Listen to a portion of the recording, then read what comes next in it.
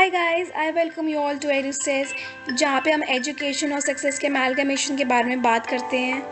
आज का हमारा टॉपिक है इंडियन कॉन्ट्रैक्ट एक्ट, जहाँ पे हम सेक्शन 1 एंड सेक्शन 2 के बारे में पढ़ेंगे।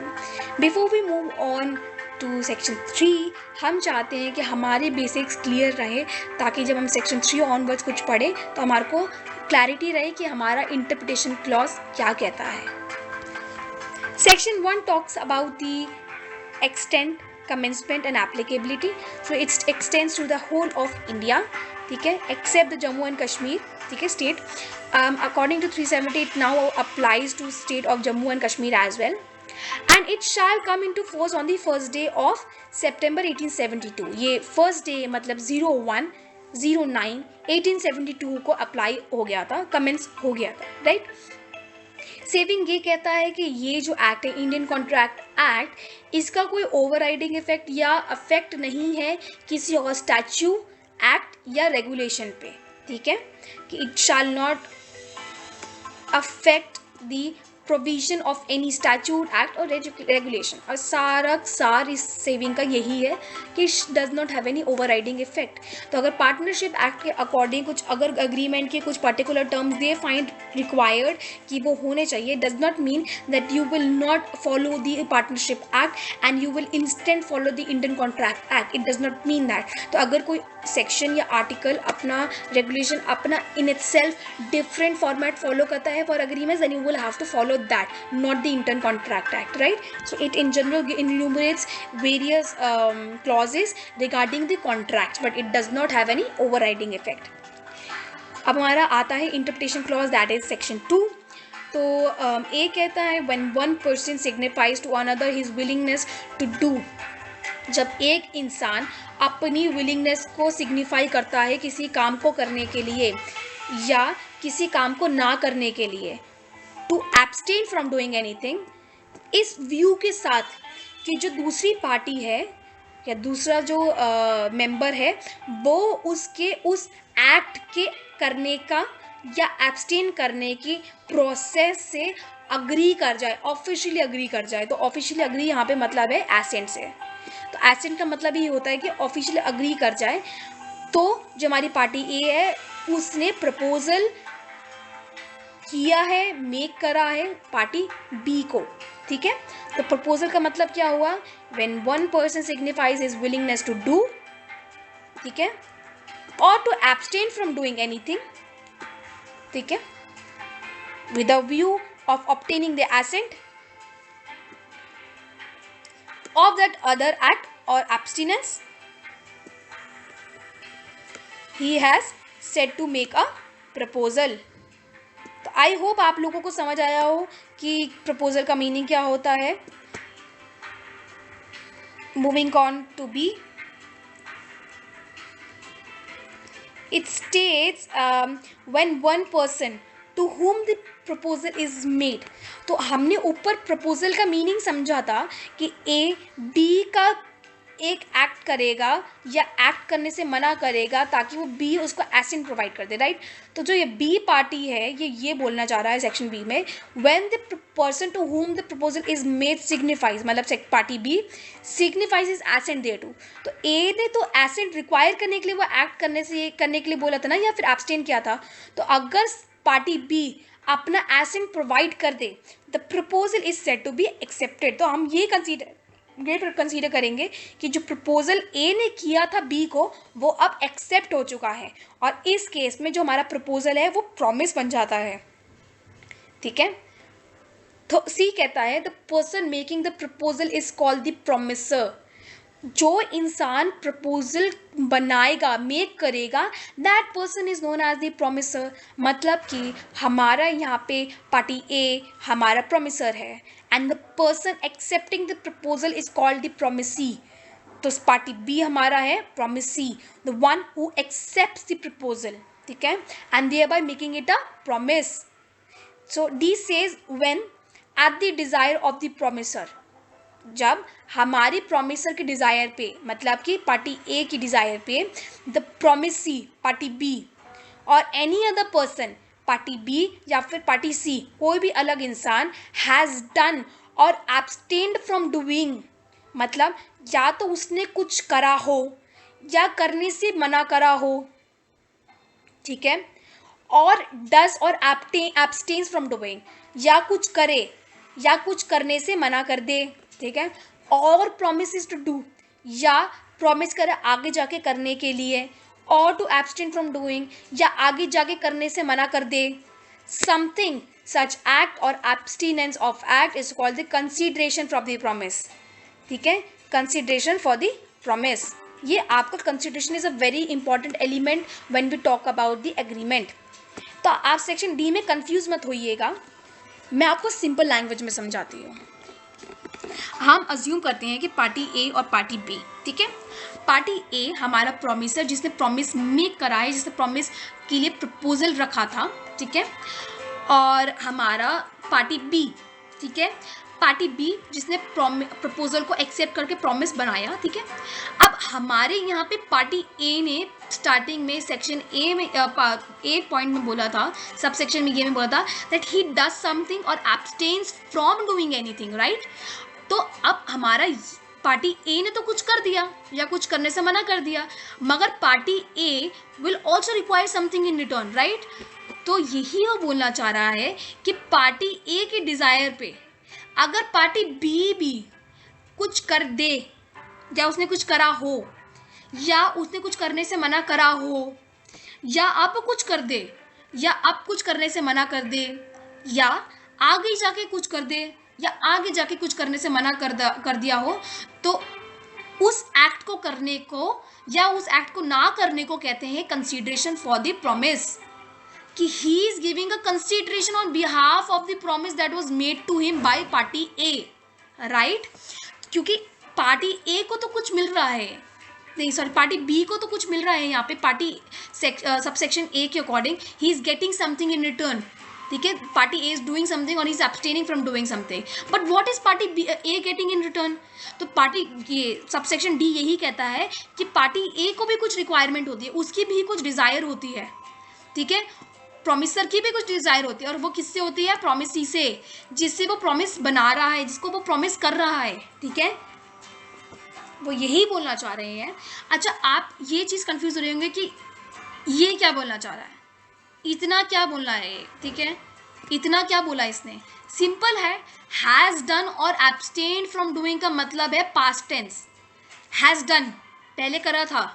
या एब्सटेन्ड फ्रॉम डूइंग पहले करने से मना किया था, ठीक है, और डज या अभी करे, या एब्सटेन्स फ्रॉम डूइंग अभी करने से मना कर दे, और promises to do future tense कि आगे जाके करे या आगे जाके करने से मना कर दे, तो उससे कंसीडरेशन मानी जाएगी पार्टी ए के लिए, ठीक है। I hope I am clear, अगर नहीं क्लियर हूँ तो आप कमेंट सेशन में मुझसे पूछ सकते हैं इसकी बेटर क्लैरिफिकेशन के लिए। ई कहता है every promise and every set of promises, her promise और हर प्रॉमिस का जो सेट होता है जो कि कंसीडरेशन फॉर्म करता है एक दूसरे के लिए, इज एन अग्रीमेंट। मतलब कि पार्टी ए ने बोला, एक एग्जांपल लेके चलते हैं, लिटरल एग्जांपल लेके चलते हैं, पार्टी ए है एंड पार्टी बी है। पार्टी ए ने बोला कि मैं तुम्हारा गाड़ी खरीदना चाहता हूँ और मैं तुम्हारी गाड़ी खरीद लूँगा, राइट, मैं तुम्हारी गाड़ी खरीद लूँगा, और पार्टी बी कहता है ठीक है मैं तुमको मैं गाड़ी दे दूँगा अगर तुम मुझे 5,000 दे दो तो, ठीक है। या फिर पार्टी ए बोलता है कि मैं तुम्हारी 5,000 में गाड़ी खरीदना चाहता हूँ, ये बेटर एग्जांपल है कि वो बोलता है पार्टी ए कि मैं तुम्हारी 5,000 में गाड़ी खरीदना चाहता हूँ, और पार्टी बी कहता है कि ठीक है मैं तुम्हारे को 5,000 में गाड़ी देना चाहता हूँ। तो यहाँ पे हमारा पार्टी ए ने क्या उसको प्रॉमिस किया, क्या कंसीडरेशन प्रोवाइड करी कि मैं तुम्हारे को 5,000 दूंगा, और पार्टी बी ने उसको क्या कंसीडरेशन प्रोवाइड करी कि भैया मैं तुम्हारे को अपनी गाड़ी दूंगा, ठीक है। तो दोनों को इन रिटर्न कुछ मिल रहा है ना, तो जब दोनों को कुछ कंसीडरेशन फॉर्म हो जाए, मिल जाए, ठीक है, इन दी सेट ऑफ अ प्रॉमिस, एक प्रॉमिस में, या फिर मतलब कोई बड़ा सेट ऑफ प्रॉमिस हो कि अगर वो बोले कि मैं तुम्हारे को 5,000 भी दूंगा, 5 चॉकलेट भी दूंगा और 1 टॉफी भी दूंगा, तो एक प्रॉमिस करा हो या फिर एवरी सेट ऑफ प्रॉमिस, कि अगर उसने कोई सेट ऑफ प्रॉमिसेस भी करा हो तो वो सारी जो कि एक दूसरे के लिए कंसीडरेशन फॉर्म करती है, वो एक अग्रीमेंट बनता है, ठीक है, कि मैं तुम्हारे को गाड़ी दूंगा तुम मुझे पैसे देना, तो अब ये हमारा अग्रीमेंट है, ठीक है। It is now legally binding for us to follow कि भैया मुझे अब तुम्हारे को 5,000 देने ही पड़ेंगे और तुम्हें मुझे मेरी गाड़ी देनी ही पड़ेगी, ठीक है। Promises which form the consideration, जो प्रोमिसेस कंसिडरेशन फॉर्म करती हैं या कंसिडरेशन का एक पार्ट फॉर्म करती हैं, ठीक है, एक दूसरे के लिए, for each other are called reciprocal promises. जो प्रोमिसेस एक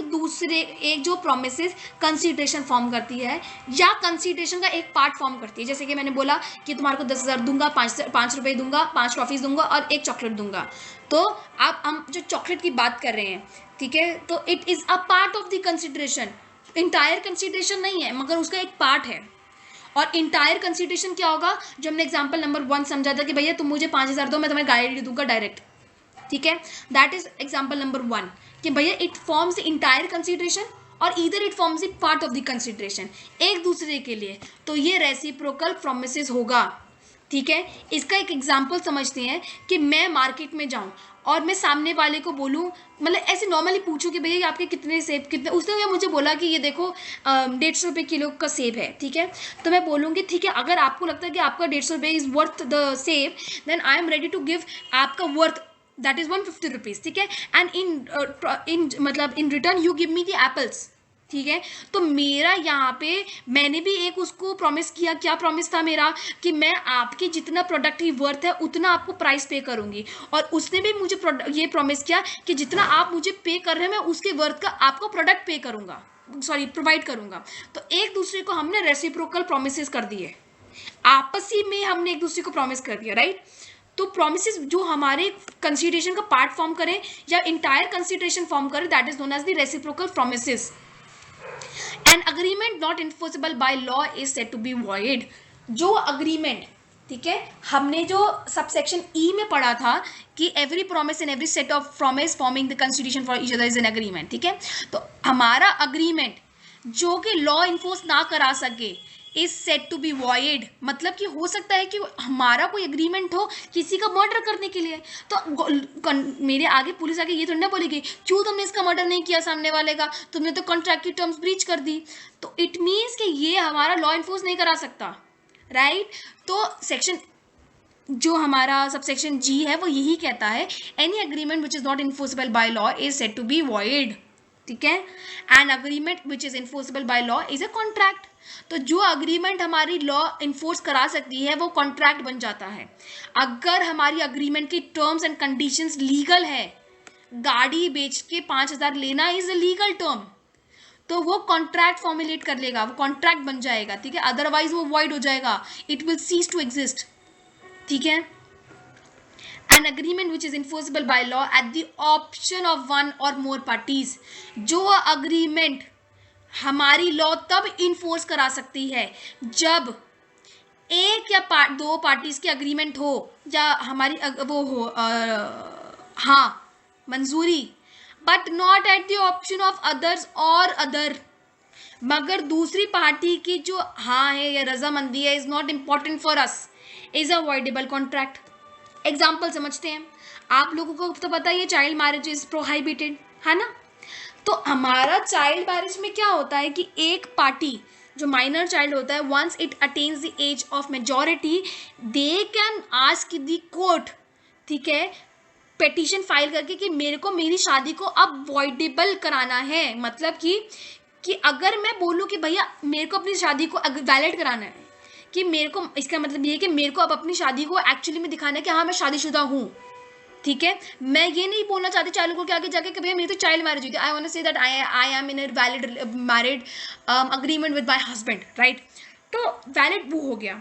वॉइडेबल ये हो गया कि अब मैं कोर्ट में जाके ये बोलूँ कि मेरा अब मन करता है कि मैं इससे शादी तोड़ दूँ, क्यों, क्योंकि मेरी तो चाइल्ड मैरिज हुई थी, मेरी तो कंसेंट ही नहीं थी वहाँ पे, मैं तो हाँ या ना बोला ही नहीं था। तो एक पार्टी के कहने ना कहने से वो पूरा अग्रीमेंट या वो पूरा contract it will cease to exist, right. But इसमें दूल्हा या अगर दूल्हा फाइल करे तो दुल्हन की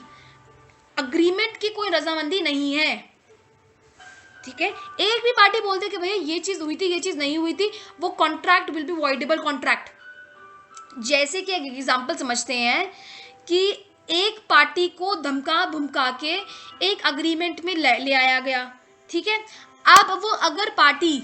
आगे जाके भी उस अग्रीमेंट के क्लॉजेस के साथ अग्री कर जाए, मतलब आगे जाके उसने बोला था कि मुझे 5,000 तो महीने के दोगे, और 5,000 महीने के देती जाए देती जाए देती जाए देती जाए देती जाए देती जाए और 5 साल तक देती जाए, तो वो क्या होगा, वो वैलिड कॉन्ट्रैक्ट बन जाएगा ना, क्योंकि 5 साल तक तो दे रहा है। मगर अगर वही आदमी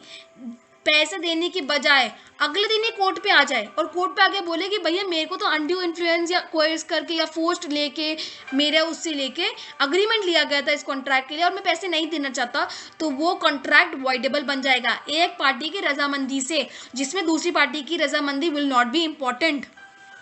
अ contract which ceases to be enforceable by law becomes void. ठीक है, एक contract ceases to be enforceable by law, जो लॉ कॉन्ट्रैक्ट हमारा ceases to be enforceable by law, जो हमारा कॉन्ट्रैक्ट अब लॉ इन्फोर्स नहीं करा सकता, cease to exist, becomes void, वो वॉइड बन जाएगा when it ceases to be enforceable. मतलब कि party A and party B,